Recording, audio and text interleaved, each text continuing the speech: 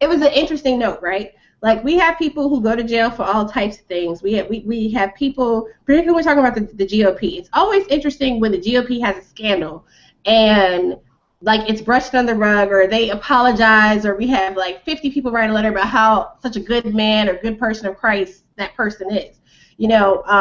Hastert, right? Who it's now come out that he molested children. And it is not really a big story. It was like it was announced. It was said that it happened, and then like, the letter from the different people who've known him within the party is like 40 people, I think, signed onto a letter about how he's a good person and he's always done good work, as if somehow whatever he's allegedly done could rehab the fact that he was a child molester. There's an interesting piece in the Chicago Tribune today that talks about how for nearly 30 years, he presented himself as a champion of children, when in fact, under that time, he was violating children himself.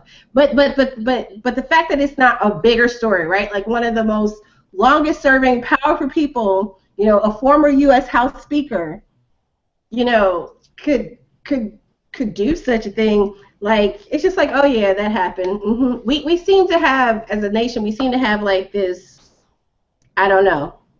It's just like, oh, okay, they did something, but we have these huge issues with the people who represent us, the people who hold such power, and we seem so willing to just brush it aside or not even really address it and deal with it and what it means for the culture as a whole, particularly when we talk about the GOP that is so polarizing on these moral issues, when we have so many, senators and congressmen coming forward with various scandals or illegal activity, repulsive, reprehensible activity, right?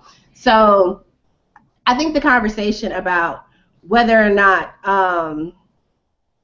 these things should be a larger story, I think that's an interesting point, and maybe that should be a large story. Maybe we're tired of people's personal business and trash. I think in the case of this, where we're talking about crimes committed, I mean, it's something that we should be talking about.